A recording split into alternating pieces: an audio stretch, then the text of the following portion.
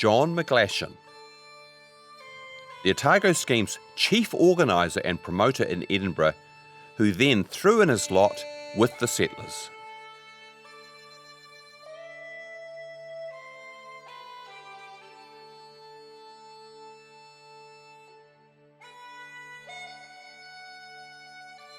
John McGlashan was born in Edinburgh in 1802, the son of an auctioneer from the Cowgate area of the Old Town.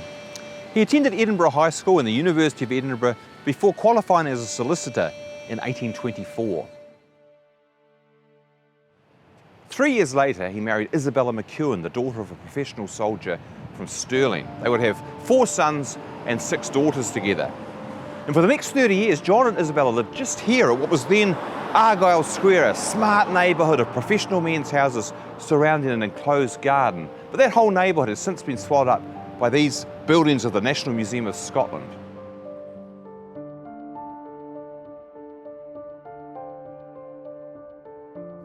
John was hard of hearing, a handicap that prevented him from undertaking court work.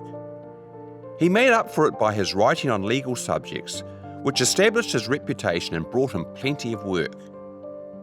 He was also an enthusiastic churchman who embraced the Free Church cause in 1843. He quickly added his support to the idea of a free church colony in New Zealand and became secretary of the Otago Association in 1847. From then until the association's demise in 1852, John McGlashan was the Otago Settlement Scheme's chief booster and administrator in Scotland. As secretary, he was responsible for all of the machinery of promotion, recruitment, and the organisation of ships to go to Otago. He ran the operation from his law office here at 27 South Hanover Street, working on his own with just a couple of clerks to help him, and he worked really hard to promote the Otago scheme, publishing thousands of pamphlets and delivering hundreds of talks, albeit with limited success.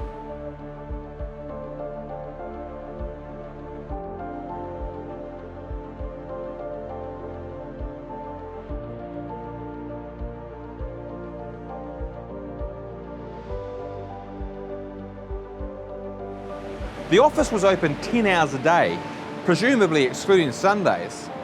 This meant that all of the Scottish immigrants who went to Otago in these years would have had to organise their passages through McGlashan at this office. So it was very much a portal to their new life in New Zealand.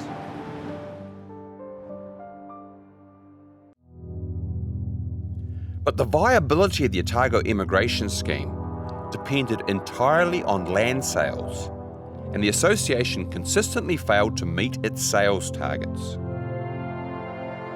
By 1850, it had only sold some 12,000 acres of the Otago block for £24,000, instead of the projected 60,000 acres for £120,500. It had also overspent the income raised by £27,000. This sounded the death knell for its partnership with the London-based New Zealand company, which folded at this point, its assets and liabilities being taken over by the British government. The last migrant ship organised by McGlashan was the Phoebe Dunbar, which set sail in early 1850. The Otago Association limped on until 1852, before it too was wound up. McGlashan then took ship himself and joined the settlers in Otago, arriving with his large family on the Raja in 1853. McGlashan quickly became a key figure in the Otago settlement. He set himself up here in the hills above Dunedin, an area that he called Bell McEwen in honour of his wife Isabella McEwen.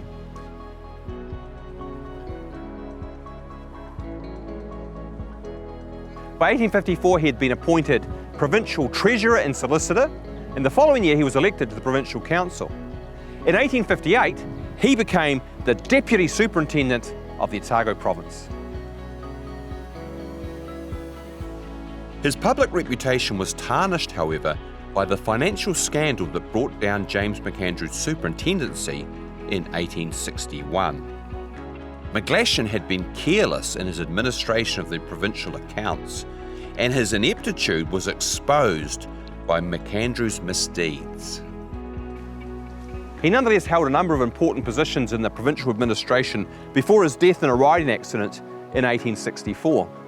John McGlashan College, Dunedin's famous Presbyterian school for boys, was named in his honour, having been founded in 1918 in his old home, thanks to a bequest to the Presbyterian Church from McGlashan's daughters.